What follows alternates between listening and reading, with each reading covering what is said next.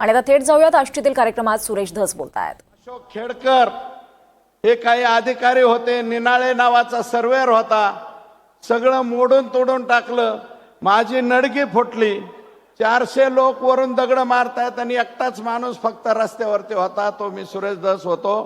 परंतु नंतर मी या सगळ्यांची साहेब मन जिंकली, मन जिंकून यांना पैसे दिले आणि अजून सुद्धा पैसे द्यायचे साहेब, राहिलेले पैसे। आणि ज्या 191 हेक्टरच्या लोकांनी, मी ऑन रेकॉर्ड नाही बोलणार, ते आपल्याला आणि एसीएस साहेबाला बोलेल, तेवढा 191 हेक्टरचा मार्ग काढा, एवढी आपल्याला प्रामाणिक विनंती करतो।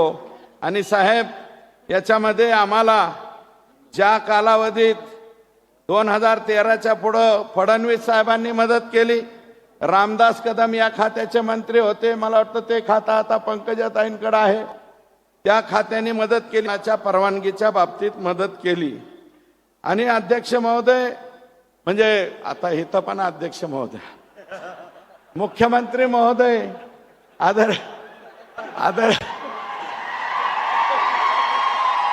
साहेब, कधी कधी मी स्वप्नात सुद्धा चावळू नये अशी अवस्था माझी झाली।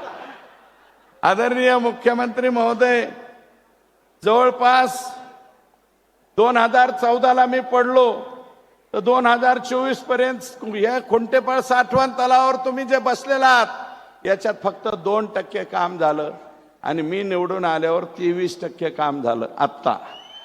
आणि हे काम का झालं? देवेंद्रजी फडणवीस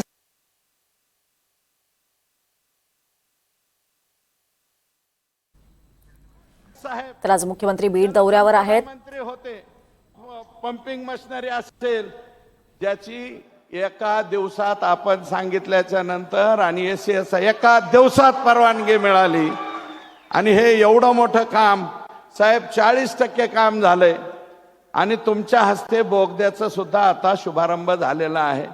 आमची विनंती आहे, आपण साहेब 300 कोटी दिले, एका शब्दावर दिले, रिअप्रोप्रिएट करून दिले, 71 कोटी रुपये खुंटेफळ आणि कुंभेफळ या 2 गावाला लागतायत। बाकीचे पैसे हे कॉन्ट्रॅक्टर लोकांना, शेतकऱ्यांना द्यायचे आहेत, तेवढे पैसे आपणच दिले साहेब। आपण स्वतः म्हणजे ह्याच्यामध्ये सभागृहामध्ये सांगितलं, बिनधास्त सुरेश धस तुम्हाला 300 कोटी दिले आणि ते रिअप्रोप्रिएट करून दिले सुद्धा, त्याच्याबद्दल मनापासून या ठिकाणी आभार मानतो। आणि आदरणीय साहेब, विठ्ठलराव तांदळे यांचा एक सत्कार करायचा आम्हाला, तो तुमच्या भाषणाच्या। तर आष्टीत विकास कामांचं भूमिपूजन फडणवीसांच्या हस्ते पार पडतंय। मुख्यमंत्री झाल्यानंतर देवेंद्र फडणवीस हे पहिल्यांदाच बीडमध्ये दाखल झाले। टीएमसी मराठवाड्याला दिले, त्यातलं 1.68 आम्हाला आलं। पोलावरमच्या अगेन्स्ट 7 टीएमसी पाणी अजून तिकडेच अडकवलंय, ते एक दिलं, 9.66 दिलं। तर बीड जिल्हा आणि बीड जिल्ह्यातला आष्टीत पुराच्या वेळेस दिलती, आलमट्टी सुद्धा तुम्हाला तोंडपाठ आहे। मी काय सांगू तुम्हाला, तुम्ही आणि ठरवलं आणि एसीएस साहेबांना ऑर्डर दिली की माझी तेवढी योजना झाली असं मी मानतो। आणि तेवढं जर झालं तर पाटोदा तालुका आणि शिरूर तालुका परत, आणि मी राहील नाही राहील साहेब, मी जिवंत राहील नाही राहील, परंतु या मतदारसंघामध्ये परत भाजपचाच आमदार राहील, हे सुद्धा तुम्हाला या ठिकाणी सांगतो। आणि अध्यक्ष महोदय, माननीय मुख्यमंत्री महोदय, काही लोक म्हणतात बीड जिल्ह्याची बदनामी होते,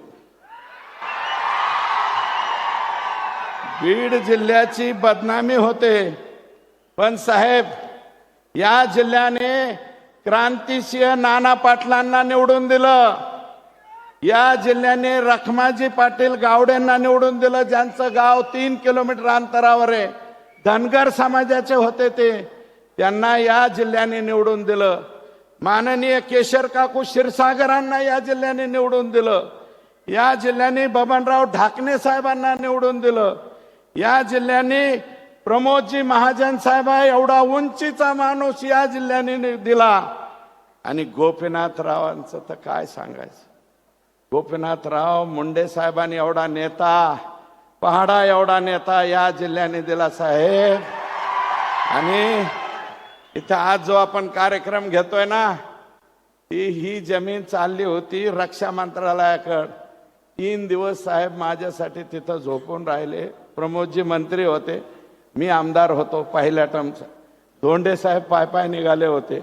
आम्ही म्हणलं यांना महाराष्ट्राच्या पुढे जाऊन द्यायचं नाही, म्हणून ते स्वतः संरक्षण मंत्री जॉर्ज फर्नांडिस साहेबाकडे आले आणि हे कॅन्सल करून घेतलं. आणि म्हणून आज आता हा प्रकल्प या ठिकाणी आपण करतोय. शाहूराव पाटील, माधवराव पवार, सुंदरराव सोळंके साहेब या जिल्ह्याने, शिवाजीराव पंडित दादा जे आजही छत्र आम्हाला पाया पडायला शिल्लक आहे, ते छत्र सुंदरराव सोळंके, शिवाजीराव पंडित साहेब आणि विमलताई मुंदडा सुद्धा या जिल्ह्याने नेते दिल्या. असे अनेक राजकारण्यांची जडणघडण या ठिकाणी सगळ्यांची झाली. विखे पाटील साहेबांना आमच्या इकडचं बऱ्यापैकी सगळं माहिती आहे. त्यांचे वडील आदरणीय बाळासाहेब विखे पाटील साहेब हे राज्यमंत्री अर्थ असताना सुद्धा आम्ही त्यांच्याकडे गेलतो. गेल्याबरोबर एका दिवसात काम आमचं करून दिलं होतं साहेब. तसं विखे पाटील सुद्धा आमचं काम करतात, गेल्यानंतर झटकन काम करतात. महसूलचं बऱ्यापैकी काम त्यांनी आमचं केलं आणि एक ऐतिहासिक निर्णय घेतलाय, त्याच्यावरती आज बोलत नाही. पुन्हा एकदा तुम्हाला आणि त्यांना आम्ही सत्काराला बोलू, त्यावेळेस बोलू, आज नाही बोलणार. अध्यक्ष, माननीय मुख्यमंत्री महोदय, प्रशासकीय अधिकारी म्हणून राजेश कुमार जे आज महसूलचे सेक्रेटरी ACS आहेत, त्यांनी इथे या जिल्ह्यात काम केलं. आनंद लिमये साहेब 4 वर्षापेक्षा जास्त, 5 वर्ष राहिले. राजेश कुमार सुद्धा 4 वर्ष राहिले.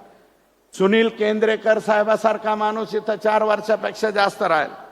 नवल किशोर राम, आज साहेब तुम्ही नवल किशोर रामांना इथून उचलून संभाजीनगरला दिलं, पुण्याला दिलं. मी आता काल परवा गेलतो, CPMO ऑफिसला आहेत ते नवल किशोर राम यांनी इथं काम केलं. आणि पोलीस अधिकारी संतोष रस्तोगी साहेबांनी इथं काम केलं. लक्ष्मी गौतम सारख्या SP-नी या जिल्ह्यात काम केलं. माननीय मुख्यमंत्री, परंतु काही ठराविक राजकारण्यांनी गुन्हेगारी वृत्तीला पाठिंबा दिल्यानं जिल्ह्याची प्रतिमा मलिन झाली होती. परंतु साहेब, आपण संतोष देशमुखच्या प्रकरणात जी कणखर भूमिका घेतली, मला सगळ्या जणांना विनंती आहे, जी मुख्यमंत्र्यांनी संतोष देशमुखाच्या खून प्रकरणात कणखर भूमिका घेतली, ती जेवढ्यांना आवडली तेवढ्यांनी दोन्ही हात वर करा. आवडली साहेब, सगळ्यांना आवडली ही जी कणखर भूमिका. आणि तुम्ही जे म्हणले ना, मी कुणालाच सोडणार नाही, त्याच्यावरती सगळ्या जनतेचा विश्वास आहे, आमचा सगळ्यांचा विश्वास आहे. आणि माननीय मुख्यमंत्री महोदय, अजून राख, वाळू, भूमाफिया यांना सुद्धा मोका लागला पाहिजे अशी आमची विनंती आहे. आणि तुम्ही ते लावाल ही आमची खात्री आहे. आणि माझं भाग्य, परम भाग्य, सगळ्या मतदार संघाच्या समोर सांगतो की 1999 ते 2004 5 वर्ष साहेबांचे कागद, त्यांचा बॉक्स खालून वर काढून द्यायचं काम मी करायचो. शेजारी माग पुढं बसण्याची संधी मला मिळाली साहेब 1999ला. मी फार छोटा माणूस आहे. गंगाधरराव फडणवीस साहेब तरी MLC होते, माझा बाप ग्रामपंचायतचा सदस्य सुद्धा झाला नाही, तरी तुम्ही मला शेजारी बसून घेतलं. त्याच्याबद्दल मी मनापासून या ठिकाणी आभार मानतो. 2000 साहेब माझ्यावर हरळ उगवली असती. हरळ उगवणे म्हणजे काय हे माहिती आहे. 2019 पासून माझ्यावर, माझ्या कुटुंबावर कटकारस्थाने करून वेगवेगळ्या पद्धतीने त्रास देण्याचा काम झाला, प्रयत्न झाला. परंतु आपण माझ्या पाठीमागे दत्त म्हणून उभा राहिलात, हे सुद्धा सगळ्या लोकांना या ठिकाणी सांगतो. साहेब, मला चांगलं आठवतंय 2019 मध्ये पूर्ण बहुमत येऊन सुद्धा तुम्ही राज्याचे मुख्यमंत्री झाला नाहीत. जनादेश तुमच्या बाजूने होता, पण पहाटच आमचा जनादेश चोरून नेला. ज्या प्रकारे आपल्यावर आणि त्या कालावधीत ज्या प्रकारे आपल्यावर राजकीय आणि कौटुंबिक जीवनातून उद्ध्वस्त करण्याचे कटकारस्थानं राखली गेली, रचली गेली, परंतु आपण कुशाग्र बुद्धीने जो संघर्ष केला ना साहेब, त्याला तोडच नाही, त्यावर मात केली आपण. आणि त्याला तोडच नाही, बिनजोड पहिलवान म्हणतात, तो बिनजोड पहिलवान आहेत तुम्ही. आपल्याकडे हगाम्यात फिरतात ना, दुसरा पहिलवानच उठत नाही. आता हा बिनजोड पहिलवान झालेला आहे. झालाय का नाही? हो की नाही? आणि मला अभिमान आहे साहेब, आपण विरोधी पक्ष नेता असताना भाजपाचे 106 वरचे 26, त्यात मी सुद्धा होतो. आणि मला निवडून आल्याला तुम्ही आणि पंकजाताईंनी दोघांनी खूप चांगली मदत त्यावेळेस केली होती. आणि आमदारापैकी, एवढ्या आमदारापैकी एकही आमदार कुणाच्या दारात गेला नाही, कोणाच्या समोर जाऊन ऍडजस्ट व्हायला गेला नाही. तुमचं नेतृत्व होतं. हे आपलं राजकीय कौशल्य आणि व्यक्तिगत जिव्हाळा असल्याचं सर्टिफिकेट होतं साहेब. नाही तर लय आमदार इकडून तिकडं, तिकडून इकडं. तुमच्या प्रेमामुळं साहेब एकही माणूस फुटलं नाही हो. बाकीचे नाही तर लय काय आता फार कोणाचे घरं पाडा, कोणाचं काय करा, लय केलं. पण तरी बी कोणाचं, आमच्यासारख्यावर 30-30 केसेस झाल्या साहेब त्या कालावधी. 30-30 गुन्हे. आणि रात्री 11:30ला पोलिस पाठवायचे नाहीत का घरात मानायचे. इतके वाईट दिवस काढले साहेब आम्ही, पण कुणाच्या दारात गेलो नाही. आणि अध्यक्ष, शेवटचं मुख्यमंत्री महोदय, मी दीवार चित्रपट पाहिला होता. दीवार, हे मला पाणी पाजलं पान.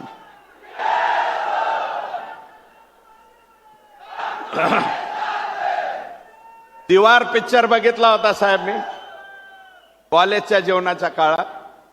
त्याच्यामध्ये अमिताभ बच्चन आणि ऋषी कपूर, शशी कपूर हे भाऊ भाऊ असतात. माझ्यापेक्षा तुम्हालाच जास्त पाहिलं.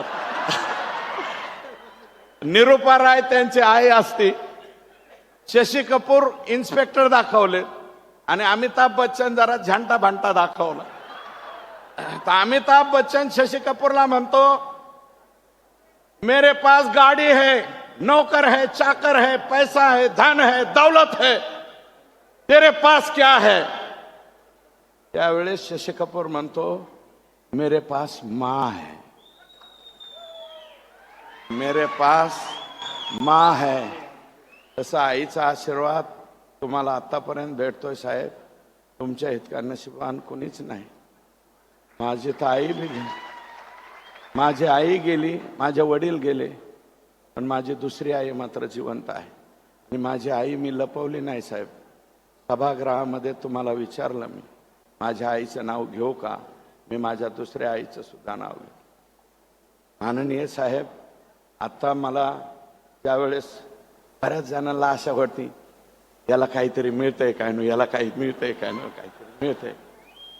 पण मला तुम्ही नाही मंत्रिपद दिलं, नाही काही नाही दिलं, तरी मी म्हणतो, मला मंत्रिपद नको, मला पालकमंत्रीपद नको, आणखी दुसरं काही देऊ नका साहेब.